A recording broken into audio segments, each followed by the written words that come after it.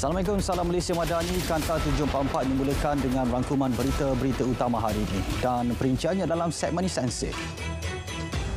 Kejayaan Malaysia dalam pertikaian undang-undang di Perancis berkait tuntutan waris Sultan Sulu dianggap tepat dan benar.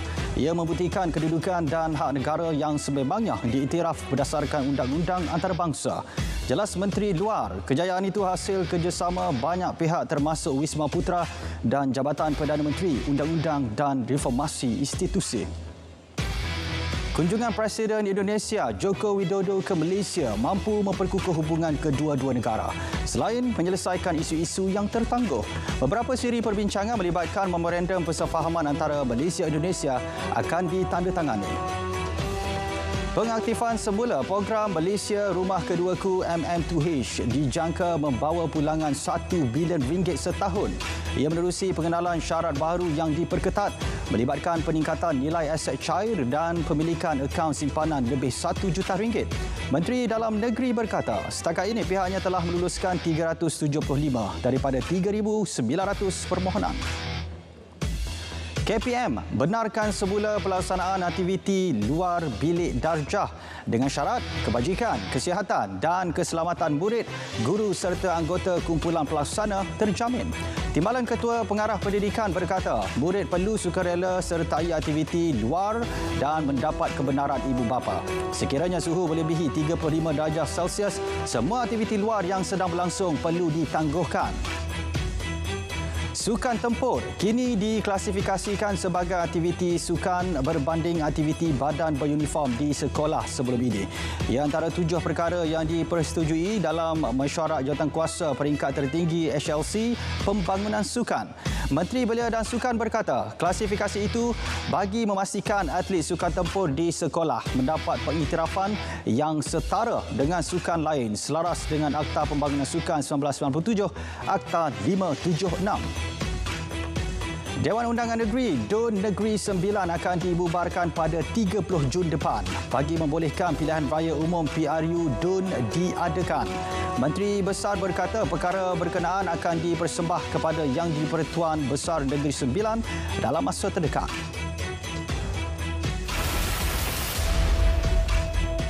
Baik, seorang pelajar Universiti Sultan Azlan Shah lemas ketika mandi di air terjun Batu Hampar, Kuala Kangsar pagi tadi. Mangsa Muhammad Arif Arsyad Mat Saleh, 23 tahun, sebelum itu berkelah bersama 10 rakannya.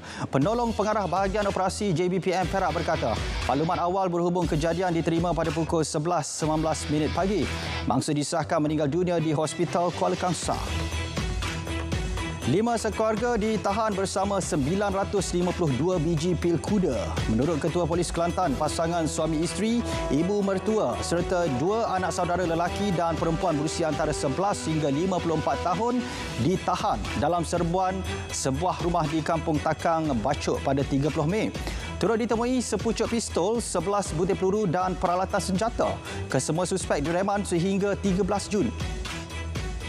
Seorang penyelia kilang direman 3 hari bagi membantu siasatan susulan tular kejadian mengasari seorang wanita.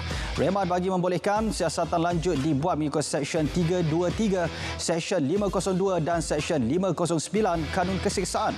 Kejadian berlaku pada pukul 5.53 petang Isnin ketika mangsa dan adiknya dalam perjalanan turun dari Cameron Highlands menuju ke Tapah. Mangsa dikatakan mahu memotong sebuah kereta di hadapan yang dipandu suspek namun gagal. 2 lelaki dihadapkan ke Mahkamah Seksyen Ipoh atas pertuduhan melakukan rompakan bersenjata di sebuah rumah di Taman Ria Ipoh bulan lalu. Tertuduh M. Hari Chandran dan Eddie Lawrence bagaimanapun mengaku tidak bersalah dan mohon dibicarakan. Mengikut pertuduhan, kedua-dua tertuduh telah melakukan rompakan terhadap seorang warga emas berusia 72 tahun pada pukul 3 pagi 24 Mei lalu. 3 beranak mengaku tidak bersalah di Mahkamah Magistrate Georgetown atas pertuduhan gaduh di tempat awam bulan lalu. Pengakuan dibuat Oh Tek Yon, Chua Chiu Teng dan Oh Chung Cheng Sing di hadapan Magistrate Muhammad Azlan Basri. Sabit kesalahan, tertuduh boleh dipenjara sehingga 6 bulan atau denda RM1,000 atau kedua-duanya sekali. Mahkamah menetapkan jaminan RM2,500 setiap seorang dan kes akan disebut semula pada 11 Julai depan. Seorang peniaga pakaian mengaku tidak bersalah di Mahkamah Session Johor Bahru atas 10 pertuduhan menghina Allah, Nabi dan agama Islam di Facebook 2 bulan lalu. Tertuduh Alimuddin Muhammad Hayat, 39 tahun, membuat pengakuan itu di hadapan Hakim Datuk Ahmad Kamal Arifin Ismail dan Hakim VM Mabel Sheila. Pasangan suami isteri dilepas tanpa bebas selepas pihak pendakwaan gagal pertahan pertuduhan pindaan. Pasangan itu sebelum ini mengaku bersalah atas pertuduhan menyebabkan kecederaan fizikal terhadap anak lelaki tertuduh wanita yang berusia 4 tahun pada 28 April lalu. Bagaimanapun, kedua-dua mereka tukar pengakuan sebelum hukuman dibacakan Hakim Mahkamah Session Johor Bahru. Barang rampasan sejak 2012 hingga Mac bernilai RM375,166 dilupuskan. Rampasan milik IPD Iskandar Puteri itu melibatkan hasil operasi kontraban, perjudian, Bitcoin dan barang am.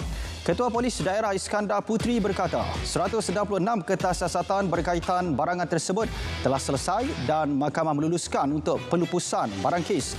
Ia menjimatkan ruang penyimpanan stor selain mengelakkan sebarang isu berkenaan barang kes timbul. Telegram digesa mengadakan pertemuan dengan MCMC dalam masa terdekat. Ia bagi mengelakkan tindakan berhubung beberapa isu keselamatan cyber. Menteri KKD berkata, Telegram menghubungi pihaknya baru-baru ini walaupun MCMC telah memberikan syor yang sangat tegas. Baik, di Sarawak, sambutan perayaan Gawai Dayak 2023 akan bermula sebentar lagi di Pusat Konvensyen Borneo, Kuching. Perinciannya langsung bersama-sama Debbie Amanda Padan. Debbie, silakan.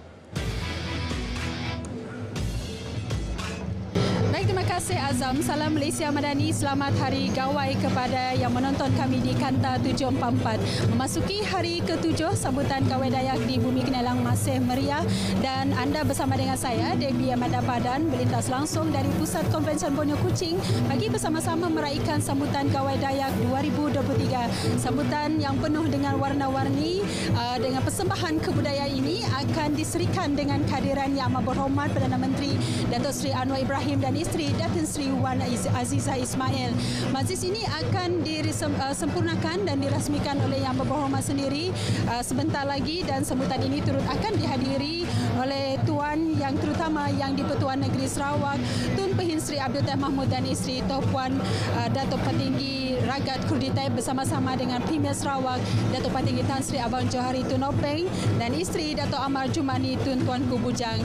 Tahun ini sambutan Gawai Dayak dihoskan oleh komuniti Iban dan dipengerusikan oleh Datuk Amar Douglas Sugambas yang juga Timbalan Premier Sarawak.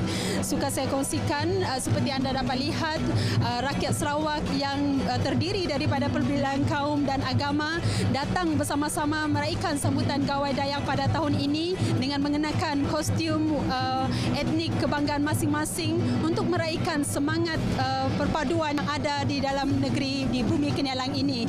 Dan tema sambutan Gawai Dayak pada tahun ini iaitu segulai sejalai dalam bahasa Iban ataupun bersatu dalam perpaduan amat bertepatan dengan konsep Malaysia Madani yang diangkat oleh Kerajaan Perpaduan untuk membentuk negara bangsa yang sejahtera, maju dan progresif, politik yang stabil dan ekonominya yang teguh, kerajaan yang adil lagi saksama. Dan semestinya ini adalah salah satu resepi ataupun aset yang perlu terus dipelihara dan dijaga agar membawa negara ini dan rakyat maju ke hadapan dan sekaligus dihormati dan disegani oleh masyarakat antarabangsa.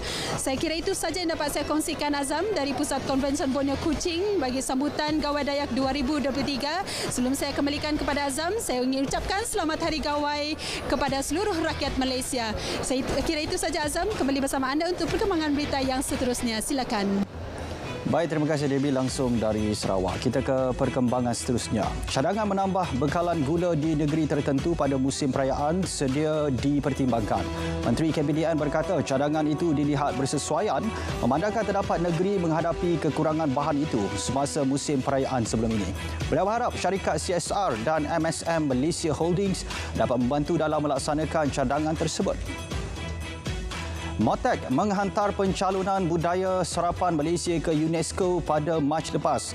Menerusi pencalonan di bawah List of the Intangible Cultural Heritage of Humanity itu, Malaysia mengetengahkan budaya makanan sarapan yang menjadi kebiasaan. Antaranya nasi lemak, roti canai dan teh tarik. Sekiranya pencalonan itu berjaya, MOTEC yakin ia dapat bantu menjadikan negara sebagai tarikan destinasi pelancongan yang kaya dengan kepelbagaian makanan warisan. 1,336 siri Karnival Kejaya telah dilaksana Kementerian Sumber Manusia di seluruh negara. Daripada jumlah itu, 21,740 pencari kerja berjaya mendapatkan pekerjaan menerusi pelbagai sektor. Kementerian turut mempergiat usaha mengadakan program melalui Talent Corp dengan fokus terhadap pembangunan kebolehpasaran dan kebolehkerjaan bakat muda melalui sinergi merentasi pelbagai agensi dan jabatan. Negara dijangka alami fenomena El Nino lemah bulan ini dan meningkat ke tahap sederhana pada November depan. Menteri Sumber Asli, Alam Sekitar dan Perubahan Iklim berkata, ia dijangka mengakibatkan pengurangan jumlah hujan sehingga 20 hingga 40% pada Jun hingga Oktober depan. Beliau berkata, negara juga dijangka berada dalam fasa akhir monsun barat daya pada September. Peningkatan hujan dijangka berlaku di kebanyakan negeri di Semenanjung. Pertumbuhan ekonomi yang tinggi perlu dikekalkan bagi mewujudkan lebih banyak pekerjaan berkualiti. Menteri Ekonomi berkata ia penting bagi menangani jurang kemahiran selain mempersiapkan tenaga kerja untuk pekerjaan masa depan. Selain itu, latihan semula dan pembangunan tenaga kerja juga perlu ditingkatkan kepada skala baharu. Seramai 2,500 pelatih Institut Peladangan dan Komoditi Malaysia Impact berjaya dilahirkan menerusi program kemahiran bagi sektor sawit setakat 2022. 860 daripadanya telah mendapat pekerjaan dalam sektor peladangan, manakala selebihnya di sektor lain. Kementerian Peladangan dan Komoditi akan terus giat menjalinkan kerjasama rentas agensi untuk menarik minat golongan belia menceburi sektor peladangan termasuk keusahawanan. Rangkaian 5G negara mencapai 62.1% liputan kawasan berpenduduk Kopa setakat 31 Mei melibatkan 5,058 tapak. Menteri Komunikasi dan Digital berkata ia menandakan peningkatan 2.6% daripada 59.5% Kopa yang dicatatkan pada April. Kerajaan menyasar untuk memastikan sasaran 80% Kopa tercapai menjelang akhir tahun ini. Sektor PMKS kekal berdaya tahan bagi separuh pertama 2023. Berdasarkan tinjauan Indeks Sentimen PKS SME Bank, lebih separuh daripada 700 responden masih optimis dan berupaya menyesuaikan diri dengan keadaan semasa. Kaji selidik membabitkan usahawan mikro, kecil dan sederhana daripada pelbagai sektor dan saiz itu mencatatkan skor indeks 52.9%. Ia lebih rendah berbanding skor tahun lepas pada 53.8%. Menjelang penganjuran pameran halal antarabangsa Malaysia ke-19 MIHAS 2023 pada September depan, 90% daripada 1,500 gerai pameran yang ditawarkan sudah ditempah. Menurut Ketua Pegawai Eksekutif Matrade, peserta berhasrat menjadikan MIHAS sebagai platform untuk jalinan kerjasama. Perhimpunan terbesar peserta industri halal itu menyasarkan nilai jualan berjumlah 2.1 bilion ringgit. Baik, Kementerian Haji dan Umrah Arab Saudi jalankan kajian hubungkan sistem pembayaran elektronik bagi jemaah haji dengan sistem yang dilaksanakan kerajaan.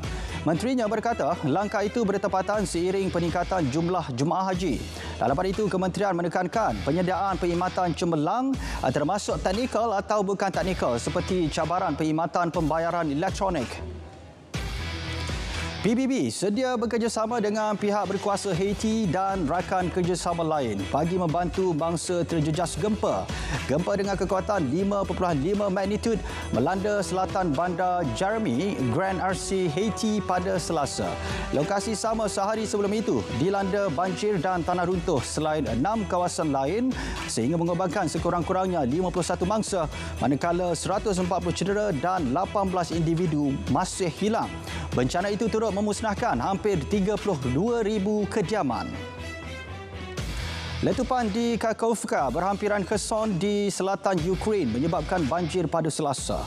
Moskow dan Kiev saling menuding jari atas kemusnahan empangan yang berlaku.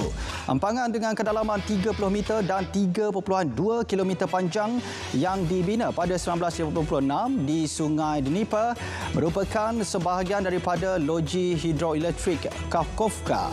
Sementara itu, bekas Menteri Ukraine Timofey Milovanov berkata bencana itu menjejaskan puluhan ribu penduduk kawasan berhampiran. Paparan itu mengakhiri Kanta 744. Menyusul selepas ini berita perdana bersama Fatih Dayak dan Hazel Desmond untuk paparan lebih komprehensif. Saya Azam Hussein, Malaysia Madani, tekad perpaduan penuhi harapan.